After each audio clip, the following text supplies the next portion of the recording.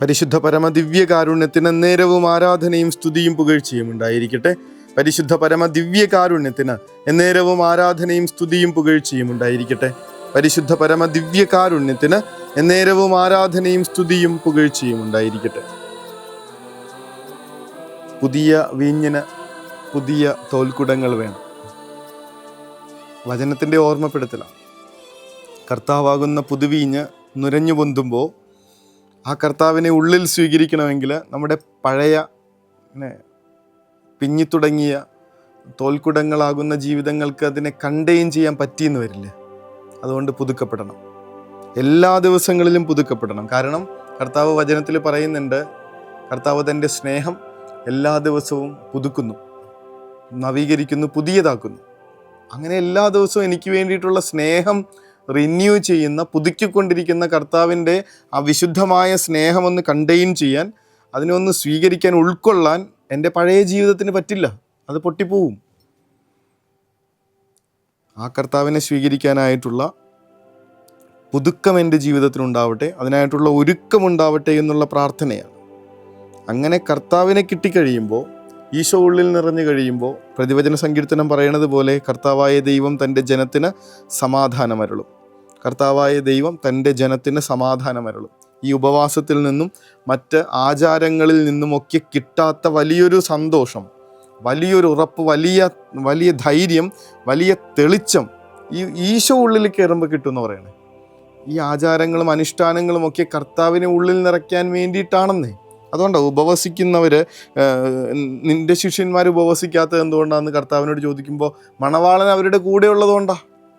ഇതിനു വേണ്ടിയിട്ടാണ് ഉപവാസം, ഇതിനു വേണ്ടിയിട്ടാണ് അനുഷ്ഠാനങ്ങൾ, ഇതിനു വേണ്ടിയിട്ടാണ് ആചാരങ്ങൾ, ഇതിനു വേണ്ടിയിട്ടാണ് കൂദാശകൾ, ഇതിനു വേണ്ടിയിട്ടാണ് പ്രാർത്ഥനകൾ. ഈശോ ഉള്ളിൽ നിറയാൻ, ആ കർത്താവിനെ ഉള്ളിൽ നിറയ്ക്കാൻ വേണ്ടിയിട്ടല്ലാതെ മറ്റൊരു കാര്യങ്ങളും വെച്ചുകൊണ്ട് ഈ അനുഷ്ഠാനങ്ങളിലേക്ക് പോവല്ലേ. കാരണം ഏറ്റവും വലിയ ആ ഒരു ലക്ഷ്യം അത് തന്നെ, ഈശോയെ ഉള്ളിൽ കിട്ടുക എന്നുള്ളത്.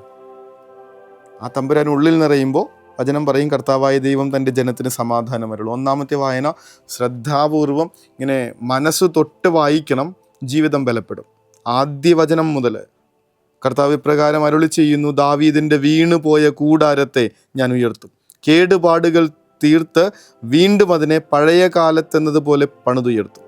അപ്പോൾ ഏദോമിൽ അവശേഷിക്കുന്നവരെയും എൻ്റെ നാമത്തിൽ അറിയപ്പെടുന്ന ജനതകളെയും അവർ കൈവശമാക്കും. ഇത് ചെയ്യുന്ന കർത്താവാണ് അരുളി ചെയ്യുന്നത്. ഞാനിങ്ങനെ ദാവീദിൻ്റെ വീണുപോയ കൂടാരത്തെ ഉയർത്തും എന്നാണ് പറയുന്നത്. അതിൻ്റെ കേടുപാടുകൾ തീർത്ത് വീണ്ടും അതിനെ പഴയ കാലത്തെന്നതുപോലെ പണിതുയർത്തും. ഇങ്ങനെയൊന്നും ആയിരുന്നില്ലല്ലോ ജീവിതം. എന്ത് സ്വസ്ഥമായിരുന്നു, എന്ത് സമാധാനപൂർണമായിരുന്നു, എന്ത് ശാന്തമായിരുന്നു, എന്ത് സ്നേഹം നിറഞ്ഞതായിരുന്നു, എത്ര കരുത്തുള്ളതായിരുന്നു, എത്ര പ്രത്യാശയിലായിരുന്നു, എത്ര ബലപ്പെട്ടതായിരുന്നു. അതൊക്കെ വീണു പോയിട്ടുണ്ടെങ്കിൽ കർത്താവിൻ്റെ വാഗ്ദാനം, ഈശോയെ ഉള്ളിൽ നിറക്ക്. ഈ ഉപവാസാനുഷ്ഠാനങ്ങളൊക്കെ കൊണ്ട് ഈശോ ഉള്ളിൽ വരട്ടെ. ആ വലിയ ആഗ്രഹത്തോടു കൂടെ നിൽക്കുമ്പോൾ കർത്താവിൻ്റെ സമാധാനം നമുക്ക് ലഭിക്കും. ദാവീദിൻ്റെ വീണുപോയ കൂടാരത്തെ എന്നതുപോലെ നമ്മുടെ ജീവിതത്തെ അവിടുന്ന് പണിതുയർത്തും. അതിന് നമ്മുടെ ജീവിതത്തിൻ്റെ പഴയ കേടുപാടുകളൊക്കെ തീർത്ത് അവിടുന്ന് നമ്മളെ പുതിയ ഭവനമാക്കി മാറ്റും. ഈശോ ഉള്ളിൽ വസിക്കുന്ന ഭവനം, ജീവിതം, ഈ എൻ്റെ ജീവിതം, ഒപ്പം തന്നെ നമ്മുടെ കുടുംബങ്ങൾ ഈശോ ഉള്ളിൽ നിറയട്ടെ. നമ്മുടെ പ്രാർത്ഥനകളൊക്കെ, കുടുംബ പ്രാർത്ഥനകളൊക്കെ കർത്താവ് ഇങ്ങനെ നമ്മുടെ കൂടെ വസിക്കാൻ വേണ്ടിയിട്ടുള്ളതാണ്. ഈശോയ്ക്ക് സ്ഥാനം കൊടുക്കുന്ന, ഈശോയ്ക്ക് വേണ്ടിയിട്ട് ഇടം കൊടുക്കുന്ന, ഈശോയെ വരണേ എന്ന് നിരന്തരം പ്രാർത്ഥിച്ചു കൊണ്ടിരിക്കുന്ന, അതിനായിട്ട് കർത്താവിനെ നിരക്കാത്തതൊന്നും തന്നെ ആ വാതിലിനുള്ളിലൂടെ പ്രവേശിക്കാൻ അനുവദിക്കാത്ത വിധത്തിൽ ഈശോയ്ക്ക് വേണ്ടിയിട്ട് സെറ്റ് ചെയ്തിരിക്കുന്നൊരു വീട്. ജീവിതമായാലും കുടുംബങ്ങളായാലും പ്രിയപ്പെട്ടവരായാലും ബന്ധങ്ങളായാലും തൊഴിൽ മേഖലയായാലും പഠനമായാലും ഒക്കെ ഈശോ നിറയട്ടെ എന്നുള്ള പ്രാർത്ഥനയാണ്. കർത്താവ് നിറയുമ്പോൾ അവിടുന്ന് നമ്മളെ പുതിയതാക്കും, പണിതുയർത്തും. ഈശോയെ, അങ്ങാകുന്ന പുതുവീഞ്ഞിനെ സ്വീകരിക്കുവാനുള്ള പുതുക്കം ഞങ്ങളുടെ ജീവിതങ്ങൾക്ക് തരണമേ.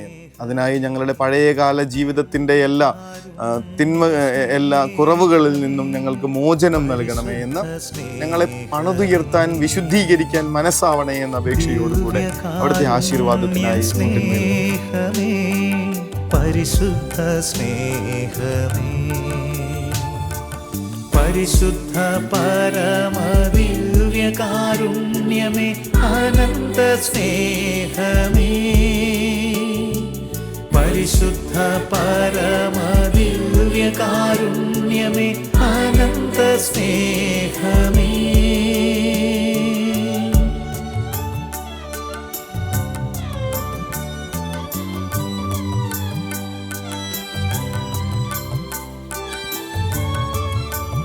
പരിശുദ്ധ പരമ ദിവ്യ കാരുണ്യത്തിന് എന്നേരവും ആരാധനയും സ്തുതിയും പുകഴ്ചയും ഉണ്ടായിരിക്കട്ടെ. പരിശുദ്ധ പരമ ദിവ്യ കാരുണ്യത്തിന് എന്നേരവും ആരാധനയും സ്തുതിയും പുകഴ്ചയും ഉണ്ടായിരിക്കട്ടെ. പരിശുദ്ധ പരമ ദിവ്യ കാരുണ്യത്തിന് എന്നേരവും ആരാധനയും സ്തുതിയും പുകഴ്ചയും ഉണ്ടായിരിക്കട്ടെ.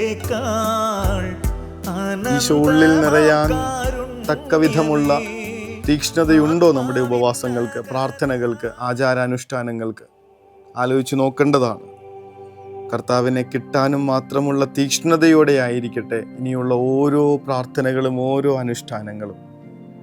കർത്താവെ, അതിന് ഞങ്ങൾക്ക് തീക്ഷ്ണത തരണമേ എന്ന് ഉള്ളു നിറഞ്ഞ പ്രാർത്ഥനയോടുകൂടെ നിന്നെ സ്വീകരിക്കുവാൻ ഒരുക്കണേ എന്ന പ്രാർത്ഥനയോടുകൂടെ നമുക്ക് ഉറക്കത്തിലേക്ക് പോകാം. ഈശോ അനുഗ്രഹിക്കട്ടെ.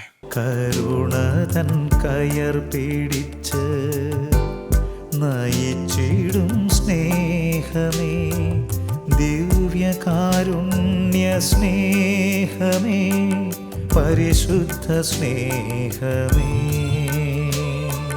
പരിശുദ്ധ പരമദിവ്യകാരുണ്യമേ അനന്ത സ്നേഹമേ പരിശുദ്ധ പരമദിവ്യകാരുണ്യമേ അനന്ത സ്നേഹമേ